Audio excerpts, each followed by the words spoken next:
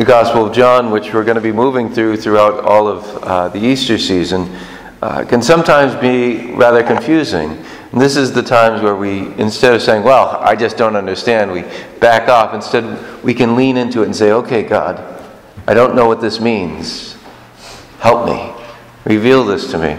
And so as I was praying through, the words that struck me was this sentence of, the wind blows where it wills, and you can hear the sound it makes, but you do not know where it goes or where it come from or where it goes. So it is with everyone who is born of the Spirit. And I'm saying, what does that mean? And the commentaries I looked at didn't help me at all. And so I'm praying through this and saying, okay, God, what does this mean? What does it mean that so it is with everyone who is born of the Spirit? And I'm still not sure I know what this means. Aren't you glad when I give you a homily where I don't know what I'm talking about? It's probably more often than you would think.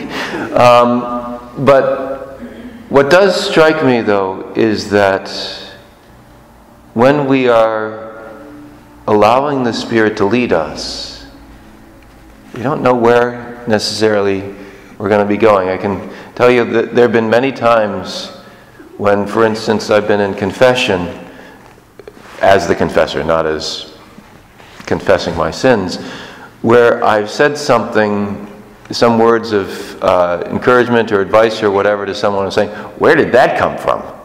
And I'm just saying, wow, that was really good.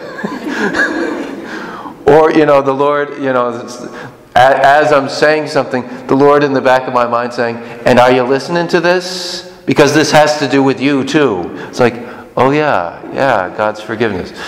So that the Lord can sometimes lead us where we don't want to go. And we're not sure exactly what's happening. But it's the Lord who's leading us, even though we're not sure where we're going or where we're coming from.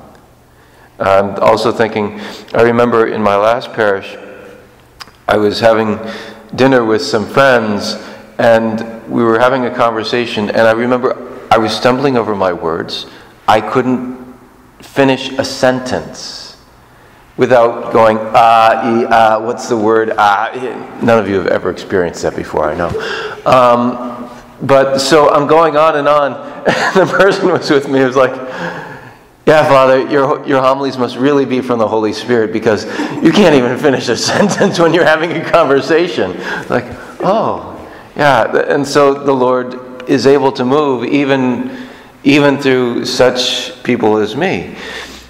We look and say, okay, how is the Spirit moving in our lives? Sometimes He leads us places we don't expect. We have no idea where He's leading us, but we know this is the path God is leading us on. But He's saying, do you trust me? Do you trust me? And this can be hard. For instance, if in prayer we're getting this sense, we have to go and talk to somebody about something. Or like, I don't really want to talk to them about this. Either it's going to be embarrassing, or it's a very difficult conversation, or I'm afraid I'm going to get yelled at. And yet, if we trust that the Lord is leading us there, saying, okay, this is where God is saying that I have to go. This is what I got to do. I got to trust He's going to make this good.